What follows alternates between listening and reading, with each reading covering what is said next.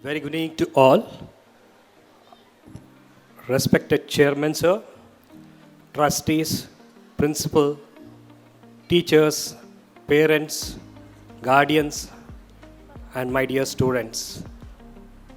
It's an honor and privilege to be here presenting as a chief guest of your school. Thank you so much for invite.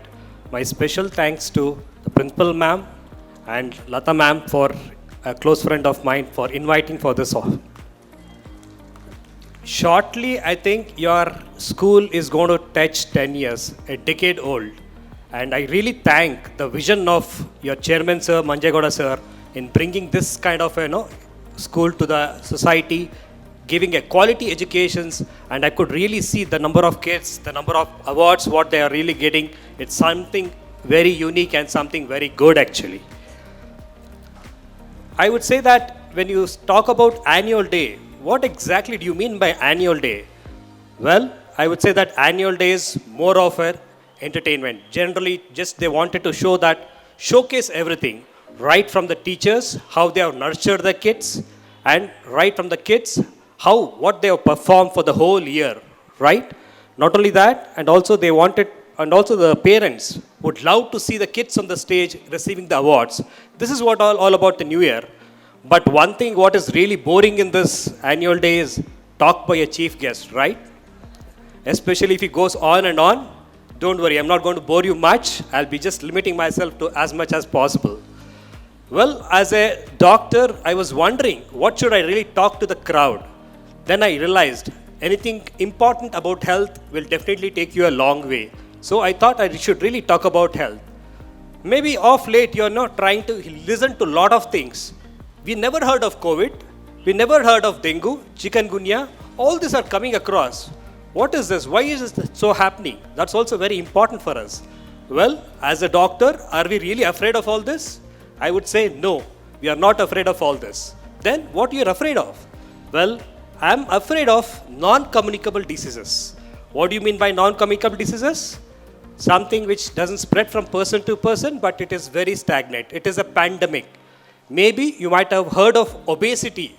Obesity is one of the commonest diseases. What quite often we are seeing, forget about the age-old people, we are seeing at the young adults. So that's the reason we should really be worried of those things. We are worried of diabetes. Diabetes is growing in number. They say that India is the diabetes capital. So we are all suffering from that. That is the biggest pandemic what we need to address actually. Not only that, we are also suffering from hypertension, cardiac elements, lot of other medical problems we are facing across. What is this? Why is this that happening across? Well, I would say that this is just the lifestyle disorder. The lifestyle what we really follow is really not good. We need to really intensify this and make sure that we control our things. Only then we can achieve all this. Why am I telling to you all this? Sincere request to the management to make sure that take it up as a health education for the higher education classes where we educate all the young kids about all these things. Unless and until you educate about all these problems, you cannot prevent it. That's the reason I'm here to just tell that kindly ensure we just as one of the small curriculum kind of a thing or a somewhat of a 6 months once you just put up in a program wherein you invite all the kids over there where we discuss about all this, why it comes, what are the reasons behind that. There are so many eminent doctors who can come and discuss all about it. That's what one of the intentions of really telling you that. Well, I would just like to leave small messages for each and every one. First thing, I would like to address all the kids over here. Well, we know that all kids, it's very important for us to be very active, right? Anything in excess is bad. Reading in excess is also bad. Fine? Anything has to be balanced out, right from your physical activity, walking regularly or playing some sports, reading, watching TV, even that also has to be limited out. And I always tell my kids that make sure that you hydrate yourself. You drink a lot of waters. In fact, last time when I just discussed, ma'am told that we follow that procedure, like we ensure that they all drink water. So by doing so, by keeping yourself more physically fit, and also one more thing, eating vegetables, eating fruits has to be the practice what you need to do it. Okay kids? From today onwards, 5 things, make it a point, you do it. Don't miss it out. Even if you miss it out, their parents are there to tell them out. Now let me try and address all the parents over here. quite often we get the parents kind of consensus telling that, doctor, my kid doesn't have any good resistance. I want to improve his resistance. Can you tell me something to improve his resistance? Well, I would say that there is nothing called as improving the resistance. Resistance has to come through the body itself. The body has to develop its own resistance. That is very important. But how to do that? We say that most of your kids come to the school. They are exposed to a lot of bacteria, viruses over there. In fact, they attract fever also. They attract, they get the fever. All those things really happen. So it's one of the very important thing what the person has to undergo. But it's very important for us to keep the kids healthy. How to keep the kids healthy? Make sure that you eat right food, right on time, avoid junk foods, that's very important, and make it a point you follow certain things. Well, as a parent, we need to cultivate few good habits. That is, we start reading books in front of them, good books in front of them, so they really follow that. We start eating dinner together. In dinner, we discuss about a lot of things, what you have done for the day, how was your day, all those things. These are very, very important for the kids. Plus, I always say that, develop some habits of doing physical activity. If you can just spare 15 minutes or 20 minutes of your work pattern and just follow with me, go with the kids for the walking, exercise, play some sports. If you do that, the kids cultivate the habit of playing across. That's also very important. I also say that one thing is very true. Any infection, before they enters the body, it always stays in the hand, it stays in the nose. So when the kid goes back home, it's very important either you make the kid take bath or wash his hand or clean his face or the nose, because the viruses are sitting over there. If you leave it overnight, maybe you could have observed all the kids develop fever the next day morning. They don't develop it on the same morning.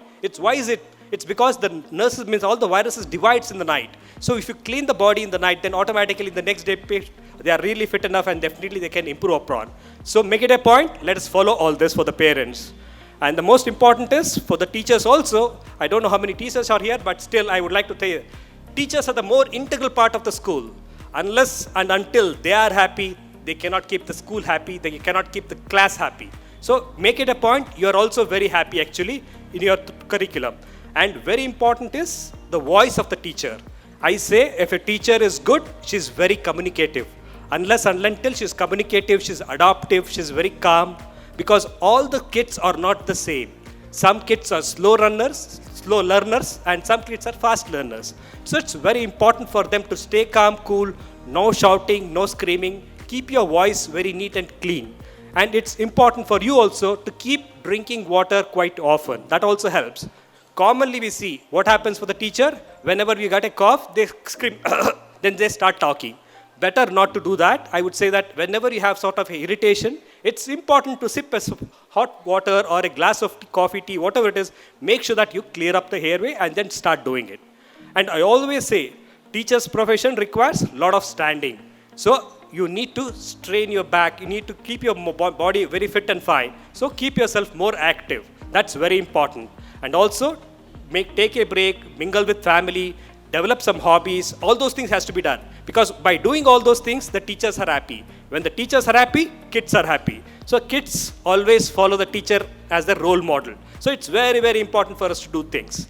In fact, I always say that generally, as a doctor, we only try and mop the field. We always say that there is a leaking tap. The tap has to be closed. None of us really are looking into the tap. So we always think of mopping the floor. When we go to the doctor only treats the problem. He doesn't really look into the main problem, what is really happening.